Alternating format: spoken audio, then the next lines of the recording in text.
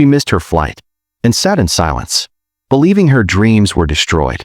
But what happened next will make you rethink everything you believe about destiny. Airports can make you feel like a ghost, just drifting through the noise and faces. That's exactly how Danielle Rivers felt as she darted through Phoenix Sky Harbor Airport, tote bag digging into her arm, boarding pass clenched like it was a golden ticket to her future. And in a way it was. She had just 14 minutes to cross from Terminal B to Terminal D, miss this flight, and her whole route to Seattle and her future would collapse. Missing it wasn't an option. Not today. As she power-walked past the buzzing Starbucks, she glanced at the screen above Gate D4. Her pulse spiked. Final boarding. Of course. Just perfect, she muttered, weaving through people like a pro athlete dodging defenders. That's when she saw him. An elderly man slouched beside a luggage cart near TSA, his suitcase spilled open, shirts, papers, and a bent photo frame scattered on the floor. His body shook as he tried to kneel, his knees barely holding him up. Dozens passed. No one stopped.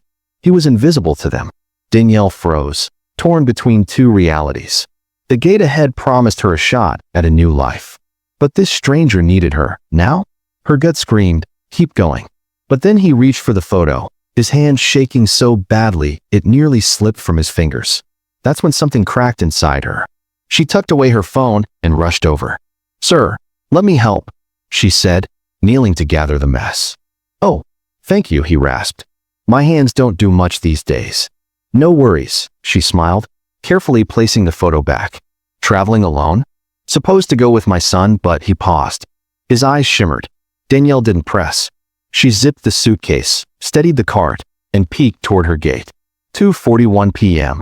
Flight gone by 2:50. Still, she gripped his cart handle and said, "Come on, let's get you to your gate."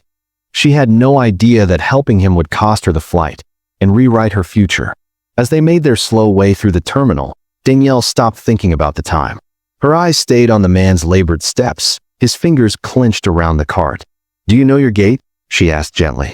He squinted at his ticket. "F7, I think." "F7." That was on the opposite end. Danielle bit her lip and nodded. "We'll get there." And she didn't know if she was saying it for him or herself. Truthfully, she hadn't caught a break in years.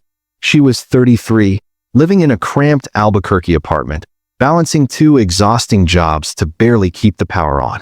A receptionist by day, janitor by night. Glamorous? Not even close. Some days, she skipped meals to pay rent. And vacations? She hadn't had one in over 5 years. This Seattle trip? It wasn't leisure, it was hope. An interview with a marketing firm, her one shot at finally escaping the paycheck-to-paycheck grind. It wasn't promised, but it was possible, and that was enough for Danielle to chase it. Her friends would call her nuts for stopping. Her sister Alina definitely would. Alina was logical, cold even, the don't gamble on strangers type. She'd warned Danielle before takeoff. Focus. No distractions. Don't play hero. And for a heartbeat back there, Danielle heard that voice echo in her head. But then she saw the man's trembling hands and the quiet shame in his expression, and her feet just wouldn't move away. As they walked, she studied him. He looked weak, but there was something sharp in his eyes, like he saw more than he let on. "You visiting family?" she asked, hoping to lighten the tension. He chuckled, more breath than sound. "You could say that. Headed to LA first, then doesn't matter much." She sensed he didn't want to explain. "I'm going to Seattle, job interview," she added. His brow lifted. "That's big." "Yeah. If I get there," she tried to joke, but the weight in her chest made it fall flat. She glanced at a wall clock, 2:44 p.m. time slipping away. Then he suddenly stopped by a windowed row of seats, clutching the cart like it was the only thing keeping him upright. Danielle's heart sank. "You okay?" she asked softly. "Yeah," he said. "Just need a minute." His voice scratched the air, dry, weary, proud. Danielle parked the cart and crouched. "Can I grab you water?" "Snack." He shook his head but added, "Water, if it's not too much."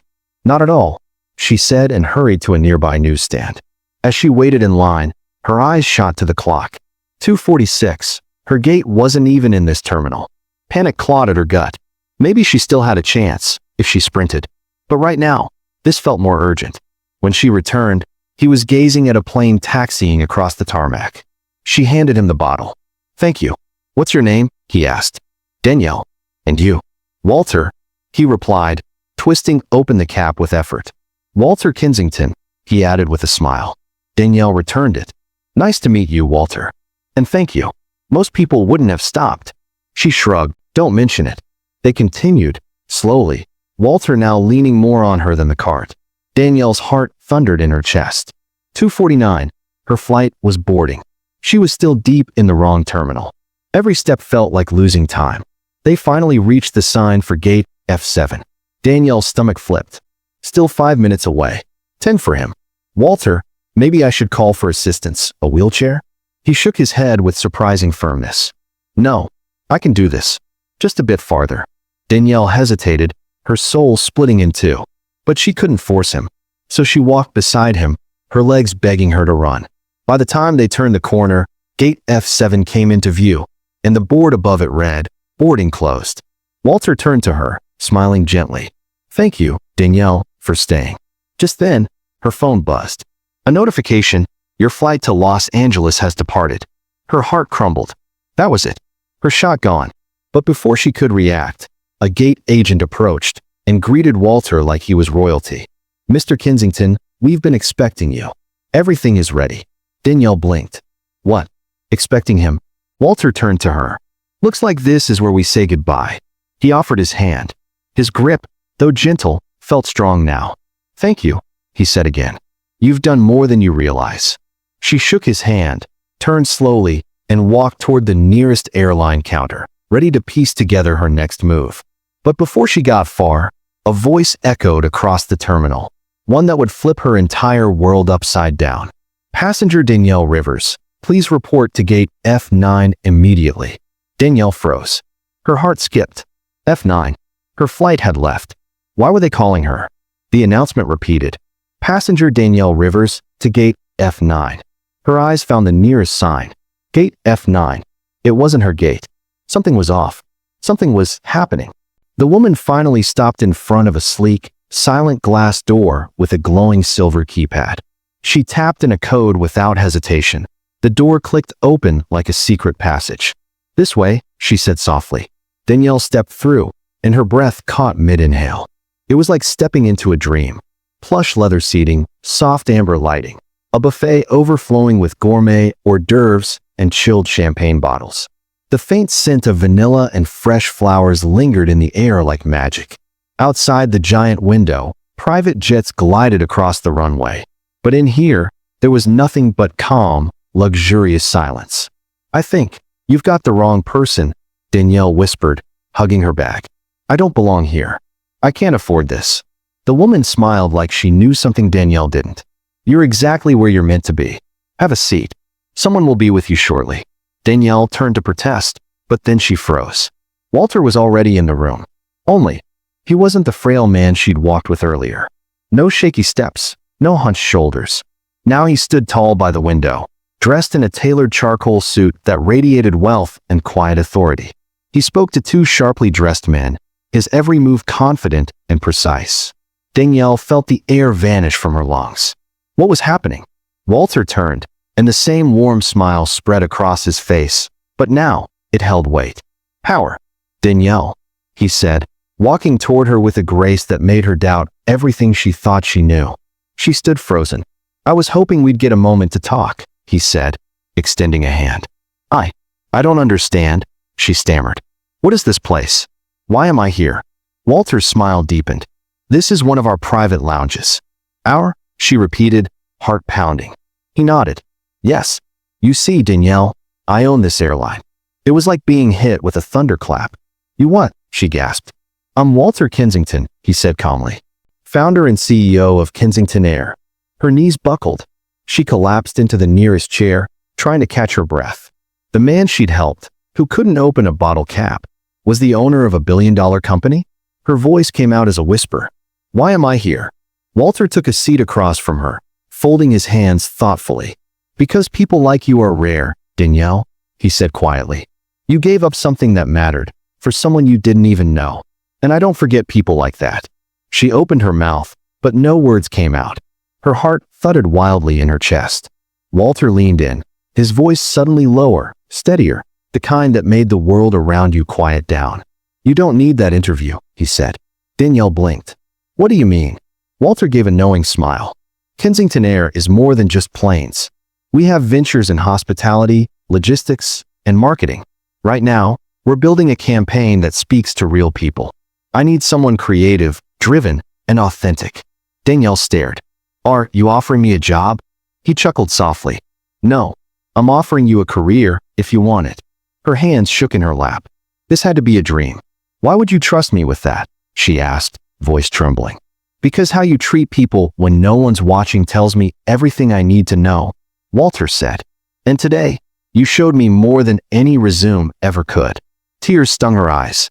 She swallowed hard, speechless. But deep inside, something shifted. A door opening. Yes, she whispered. Walter's smile widened. Then welcome to Kensington Group. We'll take care of your stay, your travel, and your onboarding starts next week. Danielle laughed, half disbelief, half joy. I don't even know what to say. Just keep being who you are, Walter said, standing to shake her hand again. This time, his grip was strong, and hers matched it. Sometimes, he said gently, life rewards those who stop to care. But Danielle was about to learn something else. This wasn't just a job offer. It was the beginning of a life she never dreamed she could have. She sat there stunned, gripping the edge of her seat, trying to absorb the surreal truth. You're serious? She asked at last. This isn't some publicity stunt. Walter laughed softly. Danielle, I don't do stunts. I invest in people. And today, you proved you're worth the investment. Her throat tightened again. She wanted to scream, to cry, to run in circles. I don't even have my resume, she blurted. Walter smiled kindly. You won't need one. Danielle placed her shaking palms on her knees. Her entire world had just flipped in 20 minutes. She'd walked into an airport hoping for a shot. Now she was being given a future. What would I even be doing? She asked, voice cautious. Walter folded his hands. We're building campaigns that reflect real people, their lives, their stories. I need someone who understands that. Someone like you. Her eyes widened. Me? But I've only done freelance projects. Small businesses. That's why I want you, Walter said firmly. You understand people. You understand authenticity. Danielle sat frozen, lungs refusing to cooperate. He wasn't offering a job. He was offering meaning. What's the salary? She asked, half laughing through her nerves. Walter grinned. Enough that you'll never need a second job again. Danielle laughed, and this time, tears rolled freely down her cheeks. I don't know what to say. Say yes, Walter said. And when you're ready, report to our headquarters in LA. We'll handle everything else. Her mind raced, but her heart, for the first time in years, felt still. Yes, she said again. This time, with conviction. Walter beamed. Good. Then let's toast to new beginnings. He accepted 2 glasses from a passing attendant and handed one to her. Danielle raised hers with trembling fingers. To kindness, she whispered. Their glasses clinked softly, like destiny itself had just confirmed her path. She took a sip, and her chest filled with something she hadn't felt in years. Hope. That morning, she'd been just another tired woman lost in a crowd. By evening, she was the newest member of a billion-dollar company, all because she stopped to care. Later, as the private car carried her toward a 5-star hotel arranged by Walter's team, Danielle stared out the window. The city lights blurred past like a memory, but her mind replayed every second. The missed flight, the bottle cap, the decision to stay, and now this. One moment of compassion had rewritten her entire future. It would have been easy to walk away, to ignore a stranger's struggle. But kindness, true, inconvenient, selfless kindness, had opened a door no resume ever could. And as her phone buzzed with a message from Walter, "Welcome to the family," she smiled through tears. Danielle hadn't just found a career. She'd found purpose. And as her car turned into the hotel drive, one truth rang loud in her soul. Sometimes, the fastest way to get to where you're meant to be is by stopping for someone else. So the next time you're rushing through life, ask yourself, would you stop? Because you never know who you're helping, and how much that moment might change everything. If you missed your flight, what would you think? Would you believe everything just fell apart? Or that maybe destiny had other plans? Thought Balloon, tell your thoughts in the comments. And if this touched your heart, hit subscribe. More stories that just might change how you see life are coming.